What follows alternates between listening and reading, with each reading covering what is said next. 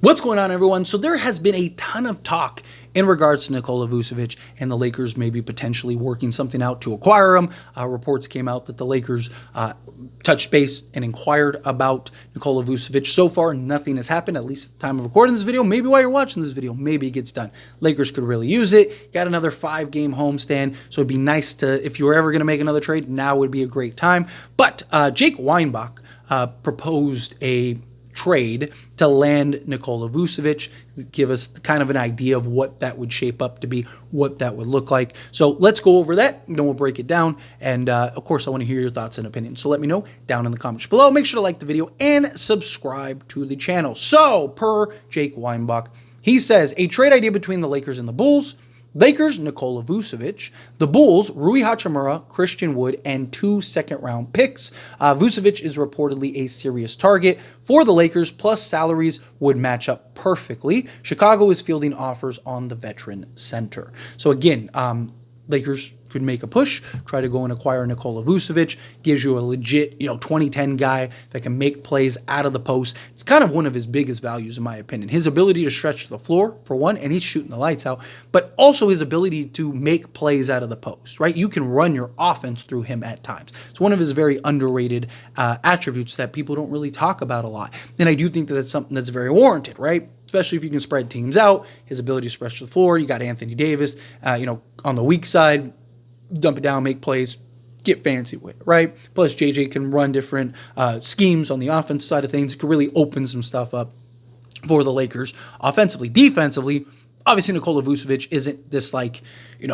ball stopper, defensive shot blocker, but he's a guy that gets you a steal and a block a game. He is fine if you can help, or if he's the help defender and you can funnel to him, right? If he's on an island, he doesn't have the quickness and athleticism to stay in front of guys and move well enough.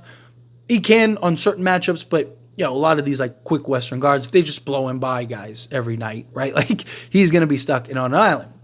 However, he is a guy say Dorian Finney-Smith is really good at funneling players to the help big man. Then he can clean it up. That's where he's best at kind of operating, because he just has to be on the spot, boom, block the shot or contest the shot, and then he can secure the board and things like that. My biggest concern, look, I would love to get Nikola Vucevic.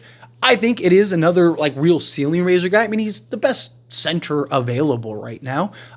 Gives you everything you need from scoring to playmaking to, three-point shooting. Obviously, the defense side of things lack, but you could have Anthony Davis as the weak side help, and he'll mask most of Nikola Vucevic's flaws. So I'm not worried about Vu in that scope. Obviously, when he isn't on the court, but Vando is looking like he's getting close to making a return. So you can kind of have it out where, you could have Vu out there on the basketball court and then have guys like Max Christie and, say a Jared Vanderbilt and a Dorian Finney-Smith out there, to where you have 3 guys that can defend out on the perimeter, but also, again, funnel into guys. Or if the Lakers end up pulling off a trade for, Bruce Brown on top of that or something like that, now you have a guard that can kind of funnel things. And one of the things that I like about Nikola Vucevic that I've also mentioned, with Jonas Valanciunas, is the ability to settle things down, right? Obviously, a guy like Day'Ron Sharpe, Walker Kessler is still my ideal target, guys like that. They do need setup, right? They're not really self-creation type of centers. Walker Kessler can do it on occasion, but he's more of kind of like that lob threat.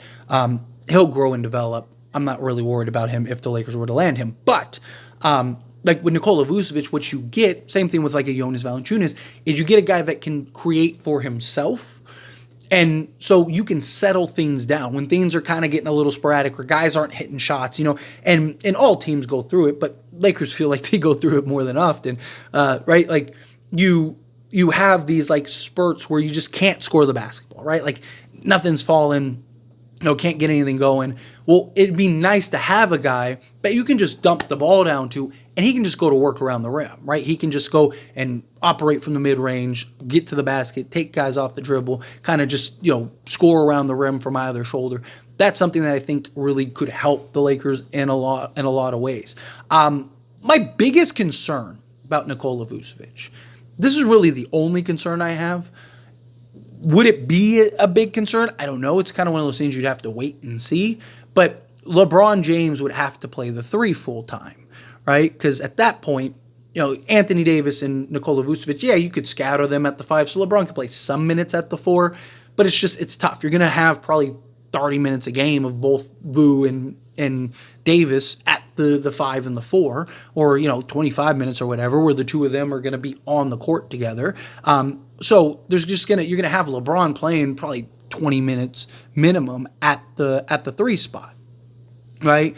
And to his credit, he's been much more active on the defensive side, but he still takes possessions off. He still takes plays off defensively and won't close out and stuff. Can't do that out when you're playing the 3, right? Because you're so responsible for so much area, so much ground, the long ball rebounds, defending on the perimeter. Now he's got to defend quicker, twitchier, more athletic guards and wings. Is that something that is best for LeBron? I'm not saying he can't do it. Of course he can. He's shown he can get a stop when he needs to, right? He's had some great defensive sequences this year, but it's more so about possession after possession after possession after possession, you wearing him down or tiring him out, or he gets, knock on wood, hurt or something like that, because he's already dealing with the foot injury. He's in year 22, age 40, right? Do you really want him in that spot? When he's playing the 4, he can kind of camp out a little bit, right? He can kind of play that free safety role and doesn't have to account for as much on the weak side as he does the strong side. Now, there are ways to kind of mask that. You can kind of, maybe on offense, LeBron is at the 3, but defense, maybe you have him on the weak side, but then that becomes a problem because of Nikola Vucevic, right? Because Vu, again, isn't that great shot blocker on an island.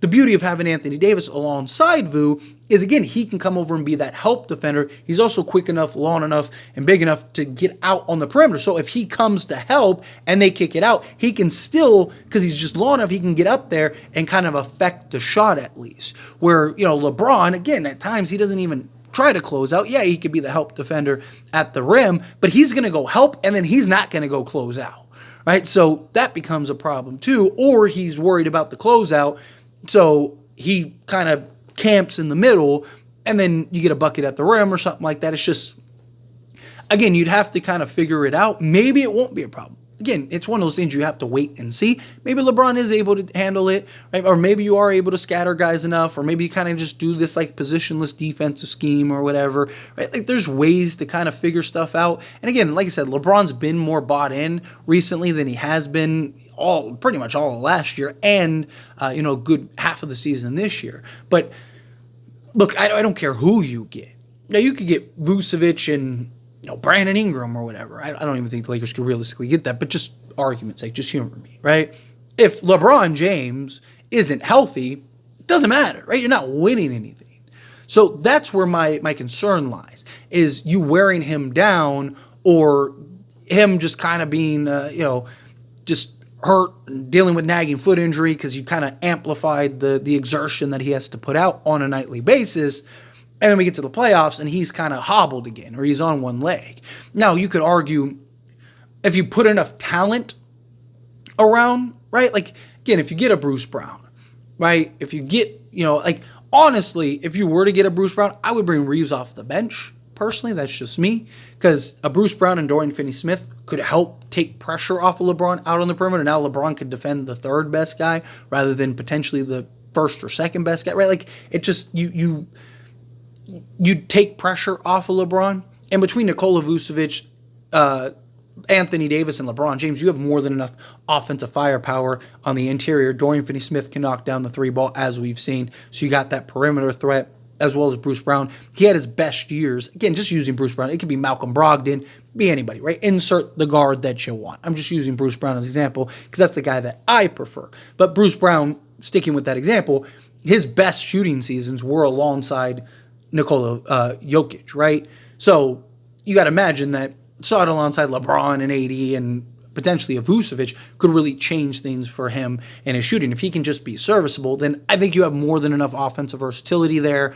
Defensively, you'd be stout, right? Between Bruce Brown, Dorian Finney-Smith, those two guys being able to defend the 1 and 2, best players, right? Like Dorian Finney-Smith can defend whoever, guard, Wayne, you name it, and then Bruce Brown can be that point of attack guard, defend the best guard on the other team, and then that just again takes pressure off of LeBron to have to do as much. He still would have to do more than he does right now, playing and slotted at the 4, but he wouldn't be so relied on as he is right now. Like if you just get Nikola Vucevic and you do something like, a Reeves, Dorian, LeBron, AD, and Vu, LeBron's so much more reliant because Austin Reeves defensively is not great, right? So now you're really going to have him defend the second best player, right? And then also you now don't have that athleticism and size and rebound capability and the ability to chase down those 50-50 balls like you do like a Bruce Brown compared to an Austin Reeves.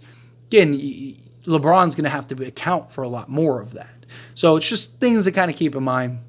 If a potential Vu trade ends up going down. But anyway, as always, this is a discussion, and I pass a question on you. Let me know your thoughts and opinions down in the comments below. What do you think? How do you feel? What are your thoughts? Do you like the idea of Nikola Vucevic? Do you think, nah, don't do that? Get the upgrades at the wing spot and then get a backup center. Again, however you feel, whatever your thoughts are. Either way, I would love to hear it, so let me know down in the comments below. That being said, if you haven't liked this video, hit that like button. Helps me a lot, so we enjoy these types of videos, and I truly appreciate it. Not subscribe channel, hit that subscribe button. Turn on the bell notifications. Appreciate y'all. See you in the next one. Thank you.